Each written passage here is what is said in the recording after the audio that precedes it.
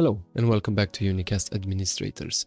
Today we are going to talk about how you can transfer your files from Windows to Linux or from Linux to Windows in an easy and secure way. I would like to apologize in advance for my voice. Unfortunately I got a cold and my voice is cracking, and I'm just starting to feel a bit better. So again, I apologize in advance for my voice and for the bass that it brings. Alright, so getting back to our subject. Today we are discussing about WinSCP, which stands for Windows Secure Copy, and basically it's a client, a similar tool or a similar software like FileZilla, and this allows you to transfer your files from Windows to Linux and vice versa. And I do prefer this instead of FileZilla because to me WinSCP seems a bit better. So what you need to do first is to go on winscp.net and download this WinSCP tool, which I'm going to do right now. You will have to install it, and as soon as you install it you can directly SSH to your servers. I already have one older version, so I have to install the newest one. So we are just going to go here and install it, and I'm gonna tick on full upgrade because it will upgrade my existing version. So let's click on install. So it already finished, but I already had an open WinSCP session, so it's asking me now if I want to import the older sessions or not. So I'll click no because I do not want to open those one up. So I'll just launch WinSCP default without any saved sessions. And as you can see here, it already prompted me to start a new connection to a new server, for example. And before we do that, let me show you exactly what I would like to transfer over. So here I have a recording of one of my past video clips that I want to take from my Windows machine and copy it on my Linux machine. And just to illustrate that, I will open up this recording, and as you can see here, it's just a recording of me talking as part of the introduction. So what I want to do is to take this and add it to a particular server. For example, I'm currently connected on my server 2. So as long as you have DNS in place, or as long as you have added your IP and FQDN name for your servers to your local Windows machine in the hosts file, you can just use FQDN to connect. So what you have to do is to copy the IP address or the FQDN name for your server. Go here on the host name page, on the host name tab, you just type in the name of your server, type in the name of the user that you want to connect as, and press enter. And here it's asking if you want to accept the SSH finger key print of the server, and I will accept this. And as you can see here, I'm already to the right side, I am already in home Ansible, and from home Ansible we can see what we have on our server. If directly from my server I list what contents I have here, you'll see that I have an AWX directory from where I installed AWX on my server, and I have a get helm script, and this is exactly what I see here.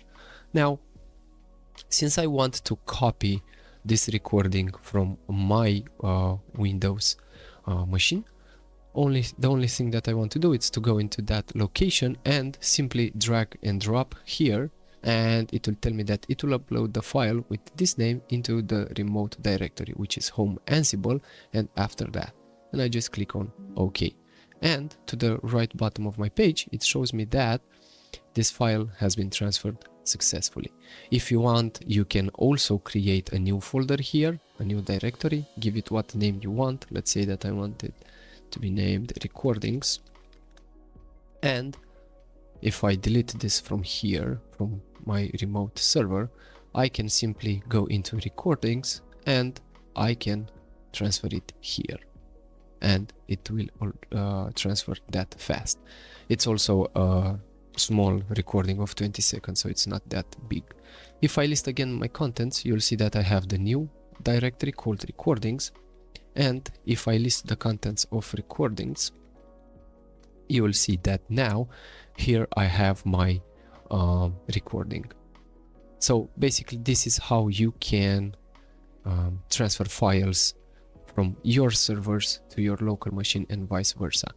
For example, if I am going to delete this recording from my local computer, my local Windows machine, which is on the left side here, I can simply recover it by just drag and dropping it from my right side, which is my Linux server. So that's how I brought it back. And you can initiate multiple sessions. For example, if you want to, you can click here on top on the new tab, and you based on what you want to do, you can just go with SCP or SFTP. SFTP stands for Secure File Transfer Protocol, and it's the recommended way to do that. You can use SCP, but SCP is just secure copy. Secure File Transfer Protocol, it's more secure, so therefore better. It has enhanced security, so just leave that there.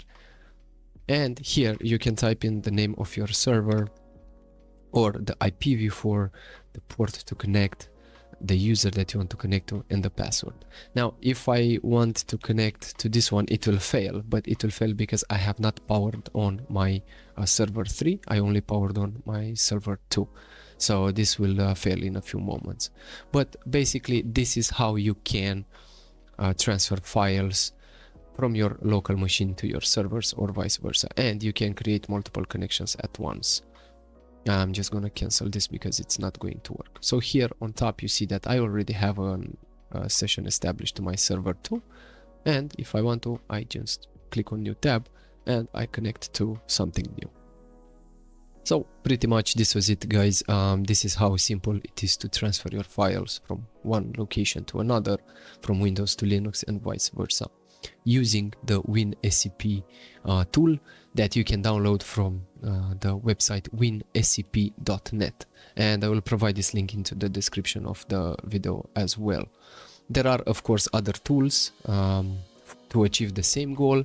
One of the tools is FileZilla. To the best of my knowledge, this is one of the most commonly known ones, but I tested it.